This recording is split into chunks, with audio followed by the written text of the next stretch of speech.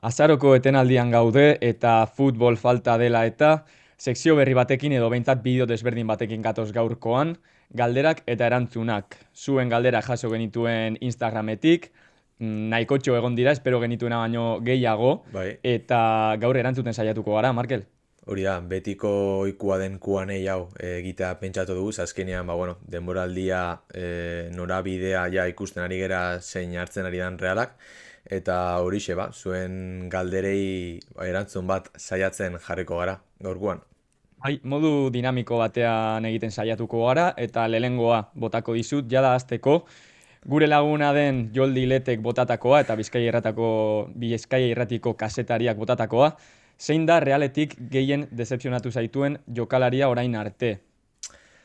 Denboraldia hasieran egin genitxun predikzioietan, abuztuaren 11 dakat jarrita hemen, hemeroteka jo behar izan dut. Kubo jarri nuan, decepzio bezala denboraldian, tan ikusten momentuz, hori mantendu itxen dutela, ez? Gol bat darama ligan, soilik, ikusten dugu euneko berrogeteiruko regate saiakerak ditxuala, orduan, ikusita, espero nuena kubotaz eta ematen ari dena, kubokin geratzen naiz. Bai, nik uste dut zure aukeraketa bastante ona dela, predikzioa ere ona zen eta zoritxarrez betetzen ari da. Nik txaletatzar esango dut dela nire decepzioa eta biren artean egon naiz. Txaletatzar edo Bai, Jon Mikel ni Aranburu. txaleta, Agian, bai. agian Aranbururen partetik gehiago espero nuen txaletarenetik baino, baina niko rebia jarriko nituen izen moduan, eta, bueno, ez zaigu gustatzen galdera hau erantzutea jokalari bat baino gehiagorekin, baina kasu honetan, Bai. hauxe izan da kasua, ez? Bigarren galderarekin jungo gera, Oian Fernandezek galdetzen digu momentu honetan, kubo edo gedez. Claro, galdera hau aldatu behar izan dugu, ze galdera zen Bai, Eltxerako kubo edo gedez, hori da. logikoa zenez, eta lehenengo aldiz amaikakoan ikusi genituen. Nik uste dut, orain momentu hobea bizitzen ari dela gedez, nik uste dut entxufatuta dagoela, erritmoa hartu duela gutxinaka eta ez genuela espero hau agian fitxatu genuenean, eta kubo lesio horren ostean pixka bat oraindik ikututa ikusten dugu. Orduan, nik uste dut biak ikusi alditugula amaikakoan, baina orain momentuan gedez hobeto dagoela. Kubo beti izango da kubo eta hori ez dago zalantzarik, baina mm, zalantzak ditut eta enuen espero zalantzak izatea. Kaso hauetan aukerak eta itxerakoan begiratu behar dozu nork ematen dion gehien realari momentu hontan. Eta argi eta garbi ikusten ari gera gedezen partizipazioa realarentzat handi xaua dela. Adaptazio etapa bat euki du denboraldia ziren, baina nik uste momentu hontan finkontu dela eskuinegal horretan, orduan nik ere gedez esango nuke. Bai, ea kubo pixkanaka erritmoa hartzen joaten den lesioaren ostean. Hirugarrenarekin goaz, zuen ustez zein da zuzitzen errendimenduaren bajoiaren arrazoia, botatzen digu hasi 0 Nik uste konfiantza mailarekin zerikusi handia duen zerbait gertatu zaiola, ez? Azkenean gauza asko gertatu zaizkio txarrak orokorrian aldi berian, selekzioarekin gatazkak eduki ditu, realarekin ere ez du momentu gozoa bizitzen ari, azkenean minutu faltak jokalari batentzat, horrek ere asko, ez dakit, zerikusi handia duen zerbait da. Orduan ikuste minutu gehixo eta atzo adibidez eltzen ikusi genuen. Minutuak gehitzen doainean, konfiantza mailan ditxuko duala, eta espero dugu aurreko denboraldian ikusi genuen zuzitxori ikustia. Bai, agian ez da arrazoi bakar bat, baizik eta arrazoi batzuen Bai, pilaketa, ez? Udan pixka bat ikusi genuen bere burua ez egoela guztiz hemen, pare bat gatazka izan zituen zuk esan dezuna kontzertu selekzioarekin, kontu hori, zaletuekin ere bai. mundu estrafutbolistiko hori futboletik ez du oso ondo maneiatzen, nik esango nuke behintzat, eta horrek ez dio laguntzen zelaian. Gero egia da, bere lekuan jende asko dagoela orain momentuan, eta errotazio horretan ez dela lehenengoko aukera, baina ikusten dugun benetako zuzitz eta realak fitxatu zuen. Laugarren galderarekin jongo gera, zer pentsatzen duzue Zakaren lesioi buruz, galdetzen digu Lastra Emeretzik. Gisa esan da ikusi dugu kristalesko jokalari bat dala, ez? Azkenian mintzeko oitxura duen jokalari bat da, Eta arrazon nagusitako bat agian izan daiteke tonu fisikoa, ez?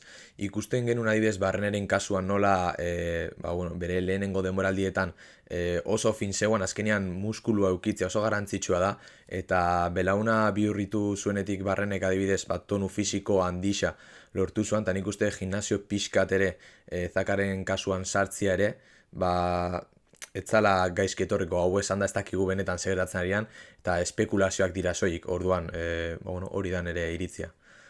Bai, azkenean, hori mundu guztiak desberdin bizi du, ez? Bai, Jokalari baten gorputza erabatekoa da, beste baten gorputza beste erabatekoa, eta futboletika dituzun ohiturek ere asko baldintzatzen duten hori. Ez gara ari esaten, Zakarianek ohitura txarrak dituenik, baina horrek ere baldintzatzen du. Orduan, ikusi gu oso jokalari berezia dela, futbol asko duela hanketan, eta ea gitxinaka erakusten joaten den erregulartasun pixkatekin, baina beti egongo da atzean zerbait, ez, Oskarsonen antzera. bai. Oskarsonek ere pare bat partida on egiten dituenan lesionatu egiten da.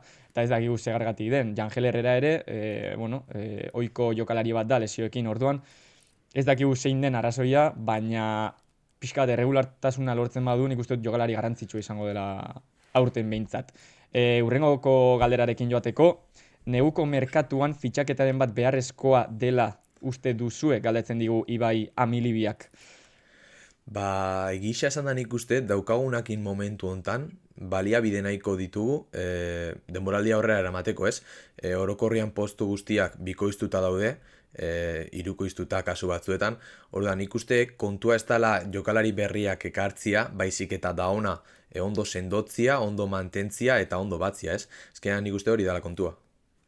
Bai, nik ere esango nuke, orain momentuan Bretoseri galdetzen badiozu ea neguko merkatuan fitxaketarik egingo luken, erantzuna ezetz izango zela. Azkenean, postu bakoitzerako bi jokalari ditugu, eta gero, orain arte sortu den arazoa lesioengatik izan da. Hau da, bi aurrelari teorikoki suplenteak lesionatu dira, eta hor Sadik agertu da, ez? Adibidez, Bai. horrelako gauzak gertatu aldira, baina agian ezin zara joan merkatura beti horrelako gauzak saihesteko, ze ja talde bat osatu duzu eta jokalariak ja egonkurtuta daude, ez?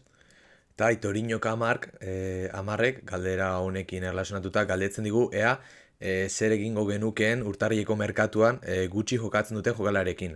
Hau da, Susic, Sadik, Goti, Karrika. Nik uste aurrelarien kasuan, eta ointxe bertan ikusi dugu beharrezkoak direla, lau eukitziaz, azkenean Karrika, Sadik eta horri, minduta ateratzen baldin badira partidaren batetik, beharrezkoak dituzu beste biak, ez? Adibidez, Gotiren kasuan ikuste utzita ateratzia, ez litzatekeela aukera txarra izango, ikusita, Sanse adibidez, bigarren mailan dagoela, baina, klaro, lehenengo taldeko fitxa du, ustot, ez? Orduan, Bai. kasu horretan zeia izango litzateke Sansera jutia. Baina, eta guztiz ere ikusi dugu minutuak izan dituenean Gotik, ondo jokatu duela, eta nik uste beharrezkoak dituela minutu horiek. Nik uste dut inorrez dela ertengo neguan, Sergio Franciscok talde hau nahi du, eta bai Goti, agian Sadikek aukera izango du irteteko, eta hor ikusi beharko da, ea taldearen intereserako den irteera hori, eta bai jokalariaren intereserako. Orduan nik esango nuke, adibidez Goti bat geratu egingo dela, ze ez da berdina ere, utzita irtetea udako merkatuan, edo neguko merkatuan, beste talde batera, non ja, entrenatzaileak bere taldea duen, eta agian ez dituzun minutuak ziurtatuta izango, ez? Orduan, nik uste dut momentuz realak mantenduko dituela jokalariak taldean. Bai, ea Sadiken kasuan Valentziaren momentu, krisialdiko momentu bat bizitzen ari dena, ea beste kapitulu bat duen liburu horrek, ez? Hurrengo galdera, Bitxor Arakistainek galdetzen diguna, derbi ostean izandako emaitzak ikusi ondoren, zer egingo zenukete Sergio Franciscorekin? Derbiko eta atzoko partidako Eltxenen kontrako partida ikusita gero, nik uste taldeak beste arima bat duela momentu hontan, ez? Sinesten du euren ganta, nik uste garrantzitsua dela, itxen duzun guztiaz sinestia, eta momentu hontan, presioan, egisa da defentzan zehoz ikutu behar dela, baina nik uste alde hori konponduta, orokorrian hildo beretik jarraitu beharko genukela. Bai, orain dela hilabete eginda galdera hau, agian erantzuna desberdina izango litzateke, baina orain momentuan bidea Sergiorekin jarraitzea da, oraintxe ari da taldea dinamika aldatzen, klik hori egin du mentalki ere, eta hori zelaian erakustea zaila da, baina behintzat oinarri bat badago gauzak aldatzeko, eta nik uste dut aldaketa hori gero emaitzetan ikusi dugula ere, aurreko etenalditik, bi garaipen eta bi berdinketa izan dira ligan. Orduan nik uste dut erantzuna orain momentuan argi daukagula Sergiorekin jarraituko genuke biok. Hurrengo galdera, azkeneko partiak ikusita, zein da orain gure helburua edo objektiboa? Europa? Bueno, nik uste Europara begiratzea baino, ligan finkotzia izango litzatekela ez agian, alde batetik etxetik kanpo puntuak lortzia, atzoko kasuaren bezala, eta batez ere Anoeta gotorleku bihurtzia. Partida a priori erresak diren partidak ezin ditu eskapatzen utzi, biharrez, orduan nik kasu horretan, Europara begiratzea baino, hori azkenengo 10 jardunalditan ikusiko dugu sartzeko aukera dagoan ala ez, baina momentuz nik uste ligan finkotzia eta base solido bat sortzea izango litzatekela. Bai, orain momentuan ligako sailkapena ikusten baduzu, Europaren eta jeitxierako postuen arteko desberdintasuna oso txikia da. Bai, Honek esan nahi du, gure dinamika erdiona bada, beti hurbilago egongo garela Europatik, baina dinamika hori sortzeko baldintza batzuk eman behar dira. Realak batez ere etxean indartsu egin behar du a priori txikiagoak diren aurkarien aurka, eta gero etxetik kanpo irabazten hasi behar gara, ze hor dago aldaketa handia, ez? Imanolekin etxetik kanpo ondo ematen zitzaigun eta urten kostatzen ari zaigu. Orduan, nik uste dut Europa hitz egitea pixka bat ausarta dela orain momentuan, bai. baina agian 35. Jardunaldian hitz egin dezakegula. Eta horren arira beste galdera bat, Markel. Ze postutan ikusten dugun taldea denboraldi amaieran, galdetzen dute Pelikletak eta Igartza Mikelek.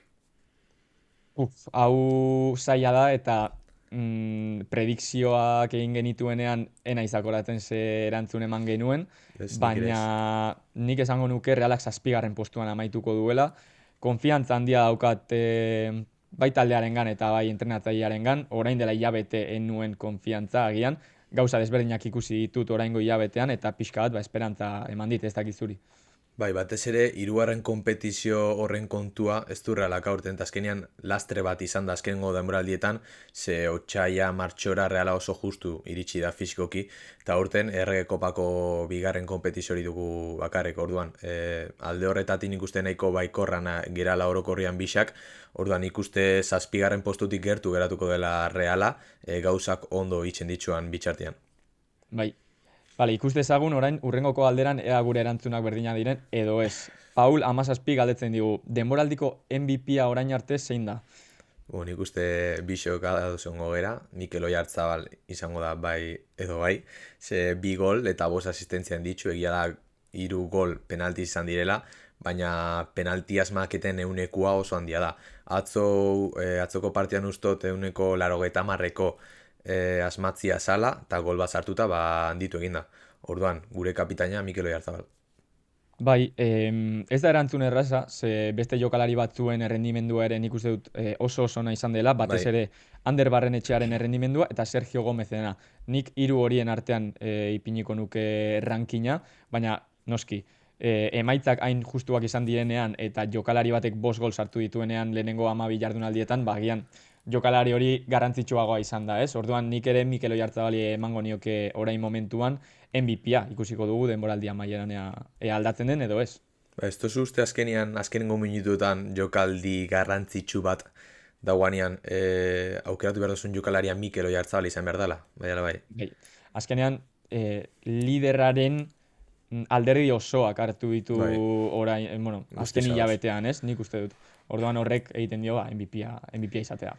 Hurrengo galdera, etorkizuna ikusten diozue taldeari, jarraitu dezake erritmo hau, galdetzen digu Unasek.